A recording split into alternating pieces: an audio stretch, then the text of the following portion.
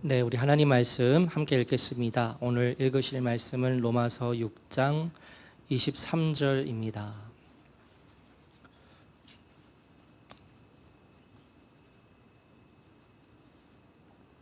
로마서 6장 23절 한 절의 말씀을 찾으셨으면 함께 읽겠습니다. 시작.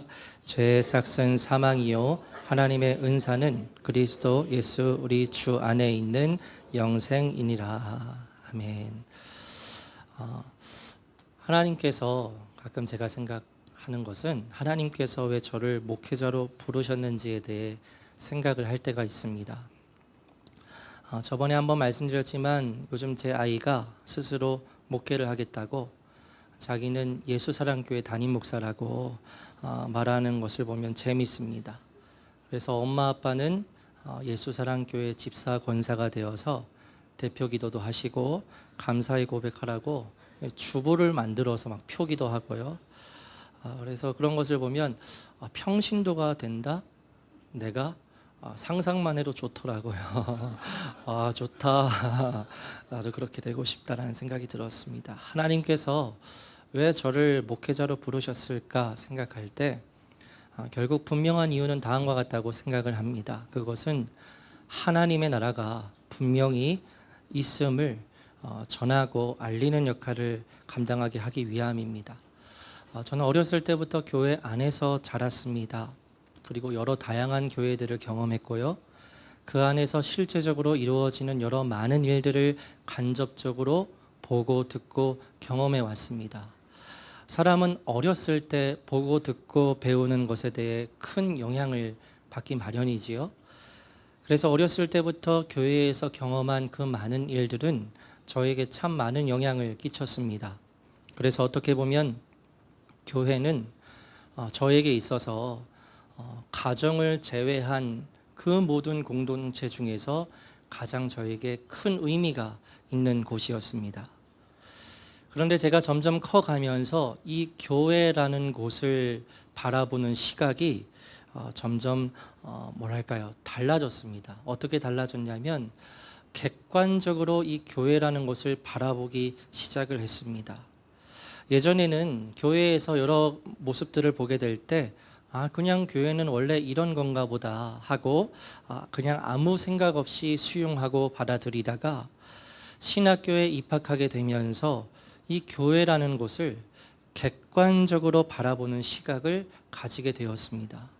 그리고 그때 제가 깨닫게 된 것은 교회 안에 있는 많은 부분들이 이 성경에서 말하는 내용과 그 기준에서 아주 거리가 먼 것들이 많구나라는 것을 알게 되었습니다. 예전에는 제가 교회에서 무엇을 경험하든 저는 다 느낌표로 받아들였던 그 부분들이 이제는 물음표가 붙여지게 되면서 이것이 과연 하나님의 말씀에서 말하는 바와 교회에서 보는 모습을 비교할 때에 맞는 모습인 건가 하는 생각을 하게 되고 질문을 하게 되었습니다. 그리고 그때 제가 내리게 된 결론은 지금 교회에서 볼 수 있는 많은 모습들이 성경에서 말하는 기준과 너무나 동떨어져 있구나 하는 것이었어요. 그런데 그 중에 제가 생각하기를 교회에 있어서 정말 생명과도 같은 부분이 있는데 교회에서 이 메시지를 빼면 아무것도 남지 않는 가장 중요한 것인데 그런데 이 부분이 성경의 말씀과 너무 다르다는 것을 깨닫게 되었습니다. 바로 구원에 대한 것이었습니다. 교회에서 말하고 교회에서 가르치는 구원이 너무 피상적인 겁니다. 정말 누가 구원을 받을 수 있는지, 성경에서 말하는 구원의 기준이 정말 무엇인지 제대로 가르치는 교회를 찾아보기가 어렵다는 것을 알게 되었습니다. 그냥 이렇게 기준값이 세팅되어 있어요. 구원에 대한. 교회에 어렸을 때부터 열심히 다니고 출석하고 헌금하고 교회에서 열심히 봉사하면 당연히 구원을 받았고 믿음이 있는 것처럼 교회에서 구원의 세팅값을 정해놓고 교회의 차원에서 말하기를 구원에 대해 의심하지 마세요. 이미 받았으니까 자유롭게 신앙생활 하면서 행복하게 사세요 라는 이와 같은 메시지가 한국교회 안에 가득 퍼져 있는 것을 제가 알게 되었고 나서 제가 앞으로 목회를 하게 될 때 이렇게 부정확하게 혹은 이렇게 애매하게 구원의 문제를 다루고 싶지 않아서 공부를 하기 시작했습니다. 그래서 신학교를 다니는 동안 성경에서 정말 말하고 있는 구원이 무엇인지에 대해서 공부하면서 정리하고 마침 이 부분에 대해 예언자적인 메시지를 전하는 분을 만나게 되면서 이 부분에 대해서 하나님께서 제가 확신을 얻을 수 있도록 인도해 주셨습니다. 그래서 하나님께서 왜 저를 목회자로 부르셨을까 생각할 때 바로 이것에 대해서 분명히 전하고 가르치고 듣는 모든 사람이 성경에서 말하는 구원을 경험할 수 있는 그 통로의 역할을 감당하게 하기 위해서 하나님께서 저를 목회자로 부르셨구나 하고 생각을 하고 있습니다.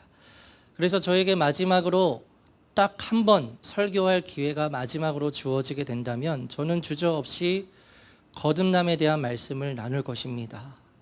이 영역이 하나님께서 저를 목회자로 부르신 이유라 생각하면서 그리고 이것이 가장 중요한 주제라 생각하기 때문인데요. 서론이 길었습니다. 오늘부터 거듭남이라는 주제로 말씀을 하나님께서 허락하신 때까지 나누려 하는데요.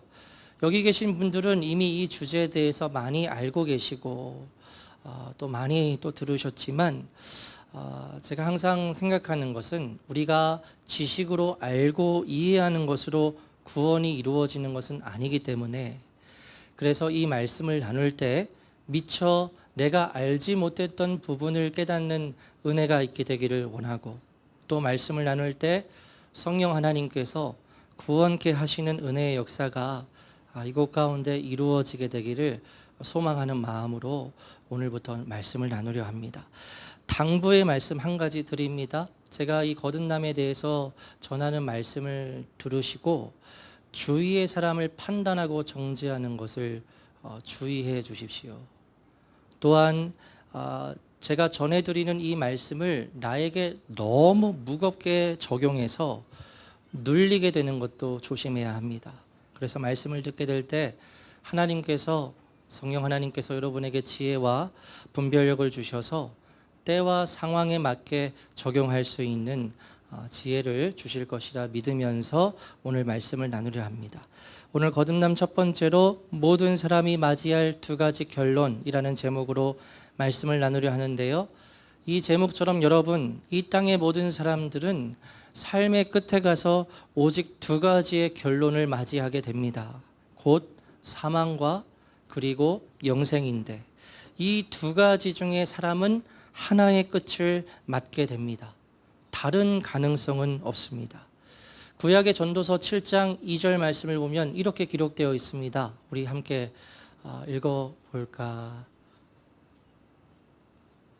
읽겠습니다. 시작. 초상집에 가는 것이 잔치집에 가는 것보다 나으니 모든 사람의 끝이 이와 같이 됨이라. 산자는 이것을 그의 마음에 둘지어다. 아멘. 잔치집에 가기보다 초상집에 가는 것이 낫다. 왜입니까? 사람은 죽음이라는 것을 마음에 두게 될 때 내게 정말 중요한 가치가 무엇인지 깨닫게 되기 때문입니다.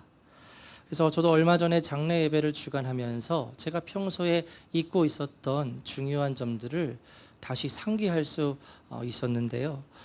여러분, 그 사람은 누구나 죽음을 경험하지요. 그 죽음 앞에서 그 죽음의 당사자가 살아생전 내가 그렇게 고민했던 문제들, 직장의 문제나 자식의 문제나 경제적인 문제, 이와 같은 것들이 그 죽음 앞에서 중요한 문제가 될 수 없는 것 같습니다. 물론 남아있는 살아있는 사람들에게는 여전히 그와 같은 현실의 문제가 중요하지만 지금 죽음을 앞두고 있는 그 당사자의 입장에서는 내 눈앞에 지금 당도해 있는 이 죽음보다 더 크고 우선이 되는 문제는 없는 거지요. 그리고 그 순간은 여기 있는 우리 모두에게 언젠간 찾아오게 될 순간입니다. 그런데 오늘 본문의 말씀을 보면 모든 사람의 운명은 그 죽음 앞에서 둘로 나누어지게 되어 있다고 말하고 있습니다. 사망이 아니면 영생을 맞이하게 된다고 말합니다. 중간 지대는 없습니다. 바울은 로마서 6장 23절에서 사람에게 먼저 말하는 것은 사망에 대해서 말하는데요. 사망이 어떻게 사람에게 오게 되는지 아주 생생하게 전하고 있어요. 그것은 사망은 죄의 삭스로 임하게 된다는 겁니다. 여기서 삭시라고 번역된 헬라어 단어는 당시 1세기에 로마 병사들이 노력을 하고 일을 하고 받는 봉급을 의미했습니다. 그리고 당시의 병사들은 봉급의 하루치를 받았어요. 매일매일 봉급을 받았는데 그 봉급을 먹을 음식으로 받기도 했고 아니면 입을 의복으로 받기도 했고 돈으로도 받기도 했습니다. 그러니까 저기에서의 싹이라는 단어는 내가 하는 노동에 대한 보상 혹은 보수를 가리키는 말입니다. 내가 오늘 일을 했으니까 오늘 그 봉급에 대한 삭을 받는 거지요. 그렇다면 본문에서 바울이 죄의 삭은 하고 표현하고 있는데 이것은 무슨 의미일까요? 하루 노동을 통해 하루 살 양식과 돈을 얻듯이 모든 인간은 매일 무엇을 행한다는 겁니까? 죄의 삭시니까 죄를 행한다는 거예요. 모든 인간은 살면서 매일 죄를 짓는다는 거예요. 그래서 매일 죄를 지음으로써 그 삭스로 무엇을 벌고 얻게 된다고 말하고 있습니까? 사망이에요. 사망이에요. 그러니까 모든 인간은 매일 죄를 짓는 것에 대한 봉급으로 삭스로 사망을 얻게 된다고 그렇게 바울이 말하고 있는 겁니다. 그러면 여기에서 죄의 삭스로 주어지는 사망은 어떠한 사망을 의미하는 것인가? 성경을 보면 이 사망에 세 가지 의미가 있습니다. 첫 번째로 첫 종류는 영적인 사망인데요.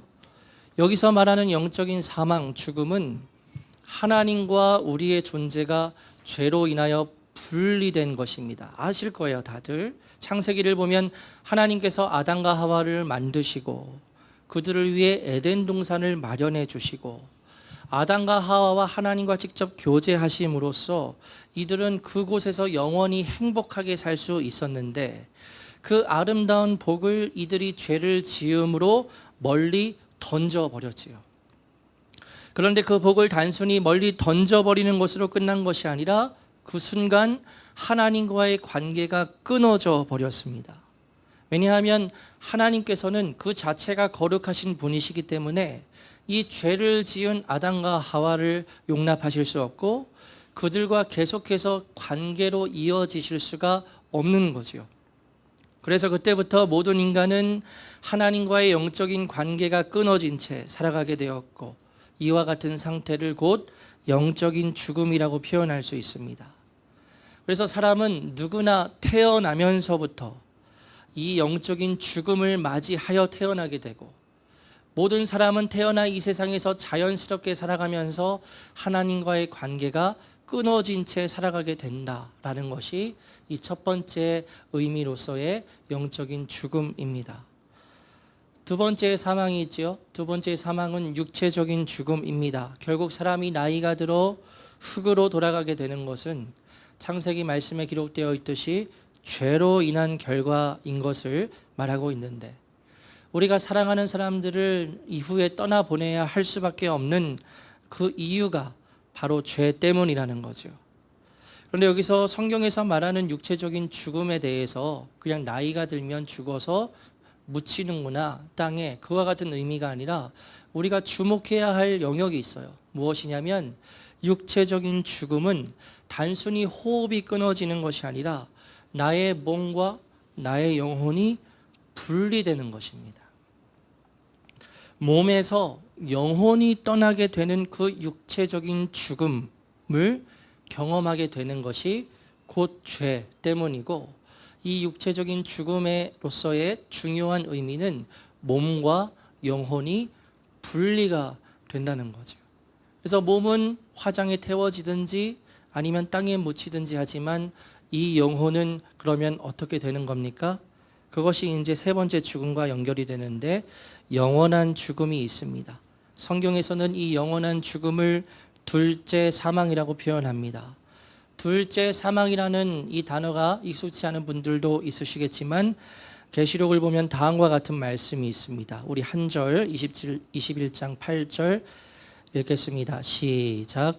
그러나 두려워하는 자들과 믿지 아니하는 자들과 흉악한 자들과 살인자들과 음행하는 자들과 점술가들과 우상 숭배자들과 거짓말하는 모든 자들은 불과 유황으로 타는 못에 던져지리니 이것이 둘째 사망이라. 아멘. 여기 나열된 두려워하는 자들부터 거짓말하는 모든 자들까지의 이 모든 부류의 사람들은 둘째 사망에 던져지는 사람들이죠.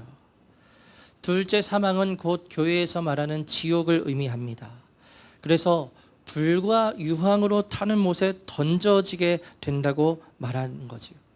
그래서 이 둘째 사망은 예수님을 믿지 않고 하나님의 뜻을 거스른 사람들이 영원히 처하게 될 최후의 사망을 의미합니다.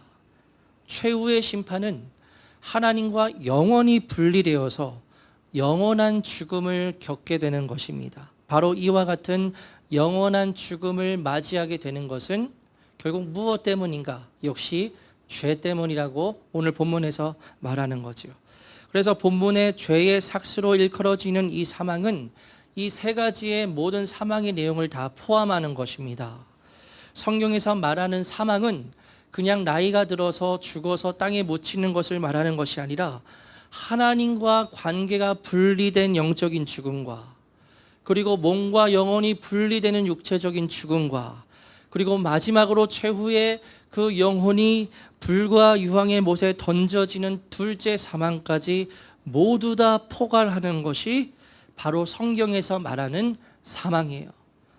그러면 이 사망이 무엇 때문에 이루어진다고 말합니까? 죄이지요. 그러면 이 죄가 무엇이기에 사람을 이와 같은 사망에 이르게 만드는 것인가? 세상의 많은 사람들은 나는 그렇게 큰 죄를 짓지 않고 살아간다고 생각을 많이 합니다. 지옥에 가는 사람은 저기 뉴스에 나오는 흉악한 범죄를 저지른 저런 사람들이나 가는 것이지 나는 그와 같이 큰 죄를 짓지 않았으니까 도덕적으로 괜찮다고 생각을 합니다.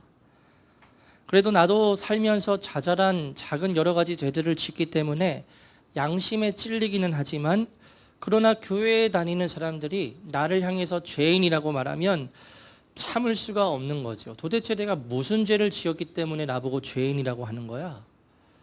내가 무슨 그 도덕적으로 그렇게 크게 죄를 지었다고 나보러 죄인이고 지옥에 가게 된다고 말하는 거야? 너무 듣기만 해도 기분이 나쁜 거지요. 그런데 여러분, 성경에서 말하는 죄는 단순히 윤리 도덕적으로 잘못된 행동과 말과 그러한 열매를 맺는 것이 죄의 본질이 아닙니다. 제가 이 부분에 대해서 한번 말씀드린 적이 있는데요. 이 우리를 사망에 이르게 하는 죄의 본질적인 성질이 있어요. 이것 때문에 결국 우리는 영원한 사망에 이르게 되는 것인데, 결국 이것 때문에 우리는 죄인으로 규정될 수밖에 없는 것인데, 이 죄의 본질은 결국 무엇이냐? 자기 중심성입니다. 자기 중심성. 우리 인간은 하나님께로부터 지음을 받은 존재입니다. 우리를 지으신 분이 계십니다. 그래서 우리는 그분의 뜻에 따르는 삶을 마땅히 살아가야 합니다. 그런데 우리를 지으신 그 하나님을 그냥 한 종교에 속한 신에 불과하다고 생각하여서 내 마음에서 내어버리고 그분을 싫어하고 그분의 뜻에 반역하고 그분의 뜻에 따라 살아가기를 싫어하는 그 자기 중심성이 바로 성경에서 말하는 죄의 본질입니다. 나의 삶에서 하나님을 무시하는 것이 죄입니다. 그러니까 이것에 대해서 또 말할 때 아니, 하나님을 믿지 않고 하나님을 인정하지 않는 것이 죄를 짓는 것이고 그게 죄의 본질이라고? 내가 자기 중심성을 가지고 있기 때문에 그래서 지옥에 간다고? 그게 말이 돼? 하고 생각할 수 있는 거죠. 한 예를 들어보겠습니다. 여러분에게 평소에 아주 좋아하는 친구가 있어요. 이 친구는 너무나 착하고 훌륭한 친구인데 어느 날 그 친구가 자신의 집에 나를 초대했습니다. 그래서 그 집에 갔는데 그 친구가 아주 깔끔하고 멋있는 것처럼 그 살고 있는 집도 너무 멋진 겁니다. 깔끔하고 그 집에 친구에 어울릴 만한 아주 그와 같은 좋은 집이었습니다. 그래서 그때 친구와 함께 식사를 하면서 교제를 나누는데 저기 뒷방에서 자꾸 소리가 나요. 그래서 친구한테 이 소리가 무슨 소리야? 하고 물으니 신경 쓸 것이 없다고 합니다. 그래서 식사를 마치고 이제 화장실로 가는 도중에 그 방을 우연히 보게 되는데 그 방 안에 그 친구의 늙은 어머니가 제대로 씻지도 않고 더러운 음식을 먹고 계신 것을 이 사람이 보게 됩니다. 그러면 여러분, 나는 이 친구를 여전히 좋은 사람이라고 여길 수 있을까요? 아니죠. 자신의 어머니를 저렇게 방치하고 홀대하고 하는 그러한 사람이 어떻게 인격이 좋은 사람이라고 말할 수 있겠습니까? 모든 환상이 다 깨부셔질 거예요. 야, 그렇게 착하고 멋진 사람인 줄 알았는데 어떻게 자기 어머니를 저렇게 방치하고 홀대해? 하고 완전히 생각이 달라질 겁니다. 근데 여러분, 이 세상을 창조하신 분이 있고 나를 만드신 분이 있습니다. 그분이 정말 하나님이시라면 그 하나님을 무시하고 거역하고 싫어하는 것은 자신을 낳아준 어머니를 홀대하는 것과는 비교할 수 없을 정도로 심각한 문제라는 거죠. 하나님을 인정하지 않고 내 뜻대로 내 삶을 살아가려는 그 자기 중심성, 이것이 곧 죄의 본질이라는 겁니다. 그런데 문제는 이런 죄의 본성은 우리가 태어나면서부터 우리에게 강력하게 영향을 끼치게 되고, 아까 말씀드렸듯이 우리는 태어날 때부터 하나님과의 관계가 끊어져 있지요. 그래서 기독교는 성악설, 본성이 악하다라고 말하는 성악설과 입장이 같습니다. 그래서 우리는 죄로 인하여서 모든 의미에서의 사망을 경험하게 되는 거지요. 태어날 때부터 하나님과의 관계가 끊어진 채 태어나고, 우리가 결국 나이가 들어서 몸과 영혼이 분리되는 죽음을 경험하게 되는 이유, 그리고 성경에서 분명히 지옥이 있다고 말하는데 그 지옥에 가서 영원한 형벌을 받아야 하는 그 최후의 사망까지 이루어지게 되는 것은 죄의 문제 때문이다 라고 말하고 있는데, 그런데 문제는 이 죄의 문제와 이 사망의 문제를 인간은 스스로의 힘으로 절대 해결할 수 없다는 겁니다. 이 문제를 우리가 해결하고 싶어도 우리의 자격으로, 우리의 힘으로는 절대 해결할 수 없다는 거지요. 아까 처음에 말씀드렸듯이 우리 모두는 언젠가 죽게 될 겁니다. 우리 모두는 언젠가 그 사망이 우리에게 찾아온 것을 아주 가까이 목도할 때가 있을 겁니다. 이 복잡하고 혼란스러운 현실 가운데에서 우리가 갑작스러운 사고로 죽음을 경험할 수도 있고요. 그런데 그 죽음의 순간이 우리에게 오게 될 때 우리가 매일 쌓아온 죄의 삭스로 사망이 우리에게 주어지게 된다면, 결국에는 그 최후의 사망으로 인하여서 우리가 하나님 나라에 가지 못하고 그와 같은 둘째 사망에 떨어지게 된다면, 여러분, 그 삶보다 비참한 삶이 어디 있겠어요? 결국엔 끝이 정해져 있는 거죠. 아무리 이 세상에서 행복하게 부자가 되어서 성공한 삶을 살아도 그 죽음의 끝에 가서 그 둘째 사망의 결과가 놓여져 있다면, 그 모든 삶을 다 관조하고 다 그것을 생각해 보게 될 때 이것은 너무나 끔찍한 결말을 맞게 되는 것이지 되시지 않습니까? 그러니까 그와 같은 통찰을 얻을 수 있는 것이 중요한 것 같아요. 결국 죽음은 나에게 찾아오게 되고, 그 죽음 이후에 우리의 몸과 영혼이 분리가 되어서 우리가 성경에서 말하기로는 사망 아니면 영생으로 나뉘어지게 된다고 하는데, 내가 만약에 사망에 떨어지게 되면은 우리의 그 모든 삶을 총괄적으로 보게 될 때 너무나 끔찍한 삶이 되어 버리는 거죠. 그런데 오늘 본문의 말씀을 보면 이와 같은 죄의 삭과 사망에 대한 이야기가 나오는 것이 아니라 영생의 이야기도 나옵니다. 이것이 이제 우리에게 중요한 거지요. 그래서 우리 본문 말씀 우리 다시 한번 읽어보겠습니다. 죄의 시작. 죄의 삭은 사망이요 하나님의 은사는 그리스도 예수 우리 주 안에 있는 영생이니라. 아멘. 바울은 이 구절에서 사망은 우리의 죄의 삭이라고 되어 있습니다. 우리가 사망을 경험하게 되는 것은 매일 우리가 죄를 심기 때문입니다. 그런데 여러분, 영생은 달라요. 영생은 우리가 수고한 결과가 아니라, 우리가 어떤 노력을 해서 얻게 취하게 되는 것이 아니라 뭐라고 말합니까? 하나님의 은사라고 말합니다. 이 은사라는 단어는 선물이라는 뜻입니다. 여러분, 사망은 우리의 죄로 인한 결과로 임하게 됩니다. 우리가 매일 쌓은 죄의 결과가 사망이라고 선포하고 있지요. 그런데 영생은 우리의 수고와 우리의 모습과는 상관이 없이 하나님의 은사, 즉 하나님께서 주시는 선물이 영생이라는 겁니다. 그러니까 우리가 영생을 얻기 위해서 어떤 노력을 행하거나 우리가 무슨 착한 일을 많이 하고 선행을 많이 한다고 해서 우리가 영생을 얻을 수 있다는 것이 안 된다는 거죠. 그래서 영생은 사망과는 다른 원리로 주어집니다. 그것은 하나님께서 영생을 우리에게 선물로 주신다는 것입니다. 그러면 여기에서 말하는 영생은 무엇을 말하는 거지요?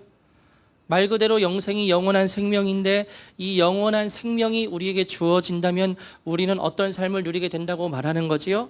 그것은 우리가 어디에 들어가게 되는 겁니까? 하나님의 나라에 들어가게 되는 것을 말해요. 여러분, 성경에서는 하나님의 나라가 분명히 존재함을 말하고 있습니다. 이 땅에 대한민국이라는 이 실제적인 나라 안에서 우리가 존재하고 살아가듯이 우리 눈에 보이지 않지만 하나님의 나라가 분명히 존재한다고 성경에서는 말합니다. 우리가 이후에 살펴볼 말씀인데요, 요한복음 3장 3절 말씀을 읽겠습니다. 시작. 예수께서 대답하여 이르시되 진실로 진실로 내게 이르노니 하나님의 나라를 볼 수 없느니라. 아멘. 하나님의 나라가 분명히 존재한다는 겁니다. 우리가 이 땅에서 육체적인 죽음을 겪게 되어서 몸과 영혼이 분리가 될 때 우리의 영혼은 영원한 사망과 형벌로 표현되는 지옥이 아니라 하나님의 나라에 들어가게 되고, 그 하나님의 나라에 들어가서 우리가 마땅히 섬겨야 하고 우리의 사랑의 대상이 되시는 하나님과 영원토록 살아갈 수 있는 것이 바로 영원한 생명이자 영생입니다. 그런데 이 영생이 우리에게 무엇으로 주어지게 된다고 말합니까? 하나님의 선물로 주어지게 된다고 말하고 있어요. 그러면 이 하나님의 선물을 어떻게 받을 수 있을까요? 이 영생이라는 선물을 우리가 어떻게 받을 수 있습니까? 이 부분도 역시 오늘 본문의 말씀을 통해서 알 수 있습니다. 본문의 말씀을 보면 하나님의 은사, 즉 선물은 영생인데 어떠한 영생이라고 말하고 있습니까? 그리스도 예수 우리 주 안에 있는 영생입니다.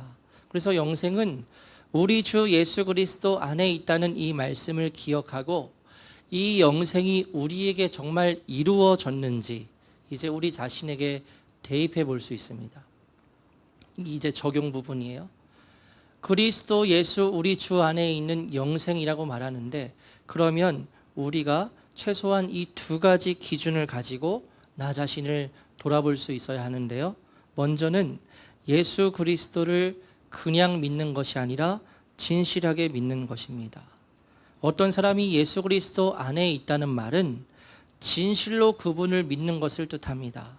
특히 나를 위해서 십자가에서 죽으신 예수 그리스도의 구속, 나를 위해서 대신 죄를 지고 죽으신 그 은혜를 믿는 것입니다.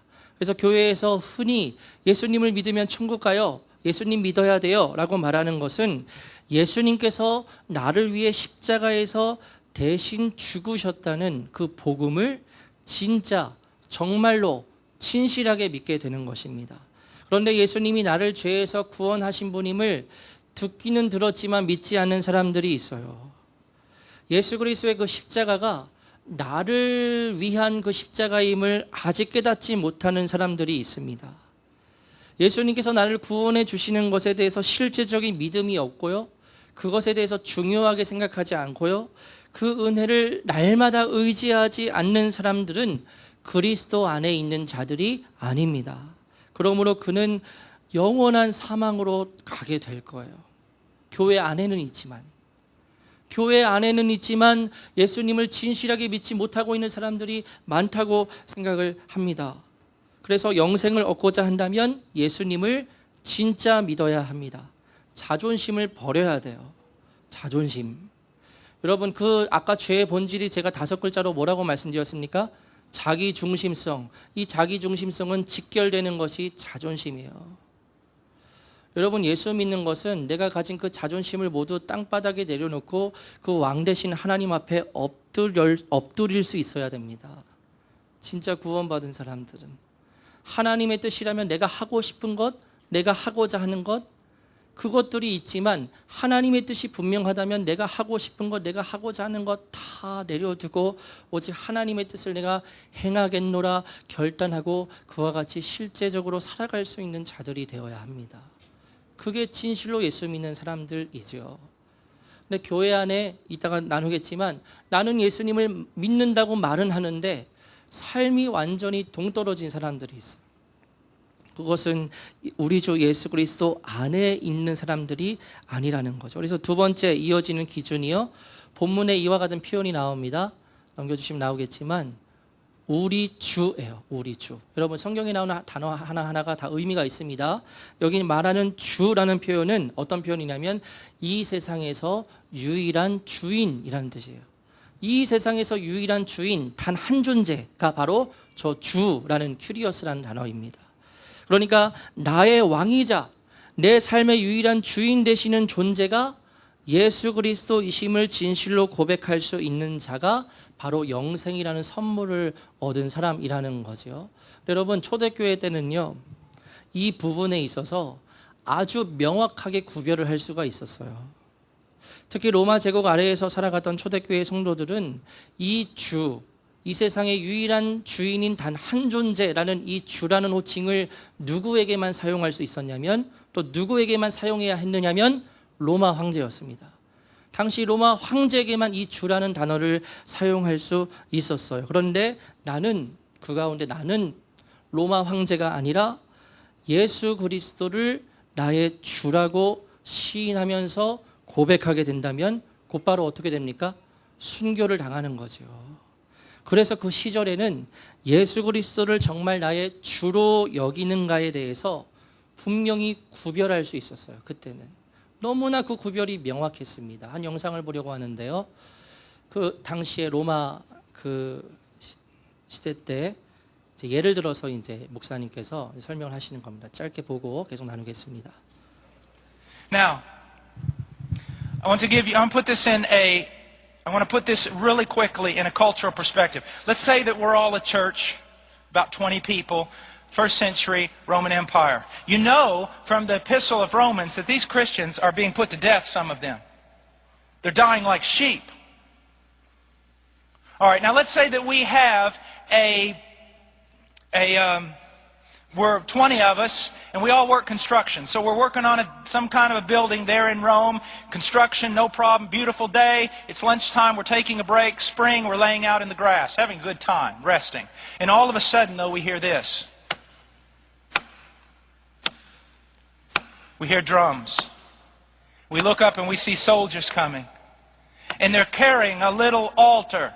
And on that altar is a little bowl of incense and a little fire built, and we become terrified. As all the construction guys come to their feet, most of them unbelievers, and there we are, a little church in the midst of them, the soldiers rally us all together, and they say, come forth, pay homage to Caesar. And so the first guy, unbeliever, goes up there and gets a little bit of incense, throws it in the fire, and says, Caesar's Lord. Walks off as happy as he can be. The next one, and the next one, and finally it comes to the first of us, the Christians. And one of us walk up, soldier prods him with the spear. Pay homage to Caesar. Jesus estin Kyrios. Jesus is Lord. And he dies.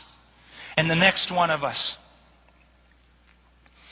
Jesus is Lord. And he dies. And the next one of us. And we have taken that truth that Paul is teaching right here, that if you truly believe, you will confess Christ even though it cost you your life. We have taken that beautiful truth and reduced it down. If you pray a little prayer before a bunch of people in a church in America, you can be guaranteed you're saved if you think you were sincere.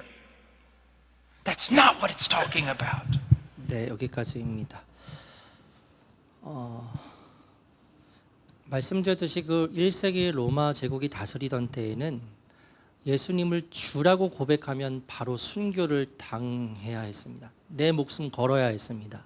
그렇기 때문에 예수님을 주로 여기고 고백할 수 있다는 것이 이 사람이 곧 영생을 얻은 자이지 너무나 분명하게 명확히 구별할 수 있는 구분점이 되었어요.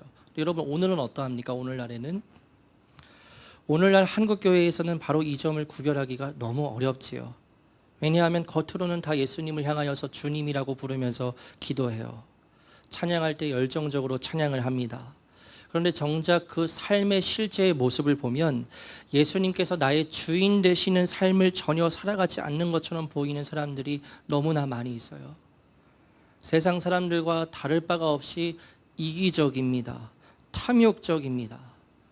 하나님 나라의 가치관이 아니라 세상의 가치관을 가지고 이 세상에서의 즐거움, 부귀영화를 간절히 구하고 그것을 쫓는 삶을 살아가면서도 예수님을 향해서는 주님이라고 부르며 기도하는 사람들이 많이 있다는 거죠. 그러나 여러분, 예수 그리스도를 나의 진정한 삶의 주인이자 유일한 주인으로 모시는 자들은 그 안에 진실함이 있고 진정성이 있습니다. 신앙의 진정성이 있어요. 그냥 어쩔 수 없이 교회에 한번 나가주는 것이 아니라 예수 그리스도 그분을 진정으로 사랑하고 그 사랑하는 마음으로 예배하며 그리고 주님을 섬기며 나의 일상의 삶 가운데에서 살아갑니다. 이 세상의 영역 안에서도, 학교에서도, 직장에서도 예수님의 말씀에 따라 살아가기를 간절히 소망하며 그렇게 노력합니다. 이번 6월에 이루어지는 2025년 전교인 수련회의 주제를 기도하면서 다음과 같이 잡았는데요. 삶을 온전히 내어드린 사람들입니다. 여러분, 영생을 얻은 자들은 어떠한 특징을 갖습니까?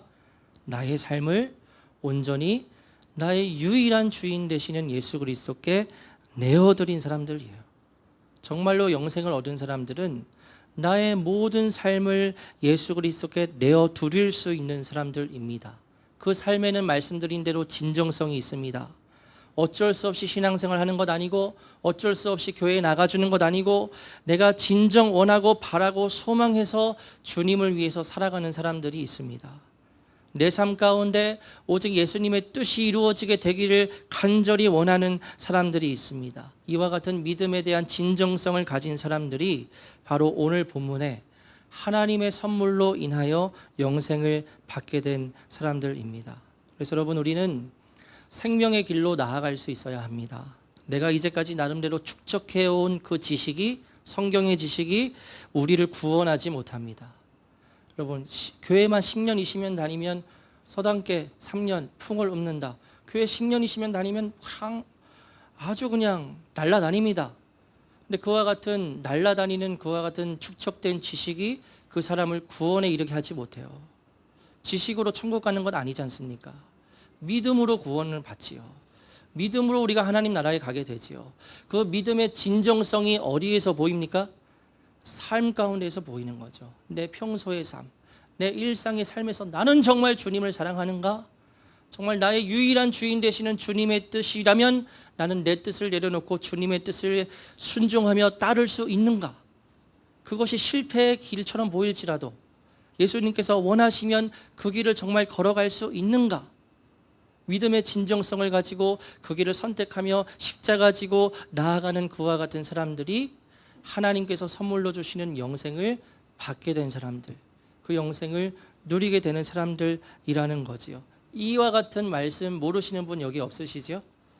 그런데 이와 같은 말씀이 다시 한번 우리에게 적용이 되어야 하고 또 이 부분을 우리의 마음에 새기면서 다시 한번 우리 자신을 돌아보는 그와 같은 기회가 되기를 소망합니다. 한 가지 더 영상 보고요.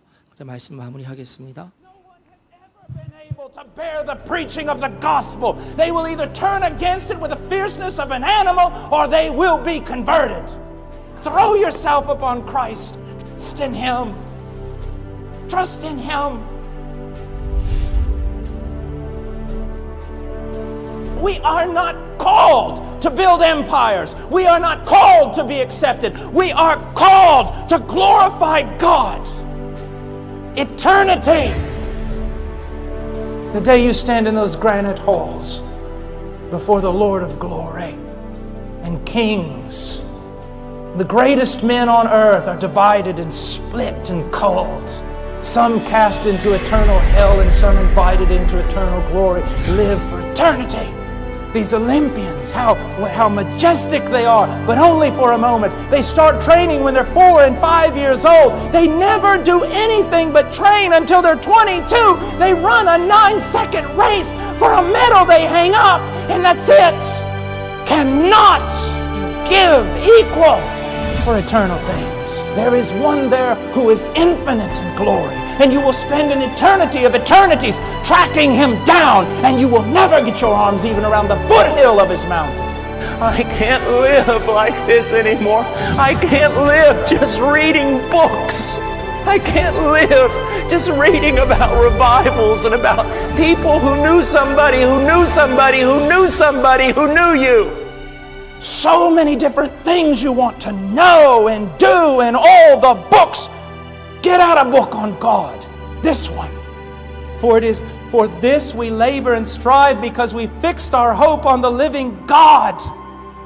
This is not some martyr thing in which we uselessly give our lives to nothing only to be pulverized without hope. No! We serve God, and God will honor us. We have fixed our hope on that, and that gives us strength. Strength. Oh, this life is a vapor. I'm 47, but yesterday I was 21. Where did it all go? It is a vapor. While you have strength, preach. I praise God that in His providence as a young man, I spent myself in the Andes Mountains and in the jungles of Peru doing what I no longer have the strength to do. While you are a young man, while there is strength in you, labor with all your might. Take those stupid video games of yours and crush them under your feet. Throw the TV out the window. You were made for greater things than these. If you're a child of the King, nothing on this earth can satisfy you. Nothing. I want the power of God on my life. Then something's got to go. I want to know Him. Then some separation has to occur. Anything it takes, you have to literally be before the Lord. Lord, anything it takes. Anything it takes. 네, 여기까지입니다. 네, 제로 베이스에서 그냥 마지막으로 들으세요. 이 지금 드리는 말씀을 여러분에게 적용하십시오. 무엇이든지 우리는 예수님 앞에서 우리의 교만함을 꺾어버려야 합니다. 지금 내 신앙에 문제가 있다고 판단이 되면 예수님 앞에서 솔직하게 고백하며 진정한 믿음을 가질 수 있도록 기도해야 합니다. 때로는 하나님의 말씀을 끝까지 붙들고 씨름해야 합니다. 그 하나님의 선물을 누리게 되는 영광을 얻게 될 때까지 갈망하며 구해야 합니다. 길이요 진리요 생명이신 예수 그리스도를 발견하고 믿기를 구해야 합니다. 그러면 반드시 곧 주님께서 찾아오셔서 선물로 주시는 영생을 얻게 될 것입니다. 그래서 영상에서 말한 것 같이 여러분, 우리는 영원한 것을 위해 살아갈 수 있어야 합니다. 사망과 영생의 그 갈림길에서 정말 우리의 삶에서 중요한 것이 무엇인지 날마다 기억할 수 있어야 합니다. 사망과 영생이라는 두 가지 인생의 끝이 있습니다. 이 중요한 문제를 뒤로 미루지 마시고 내 삶 주인 되시고 온 땅의 주인 되시는 예수 그리스도 그분과 함께 하나님 나라에 들어가 그곳에서 영생을 누리며 하나님과 영원한 삶을 살아갈 수 있는 여기 있는 모든 한 분 한 분 되시기를 주님의 이름으로 축복합니다. 함께 찬양하고 기도하겠습니다.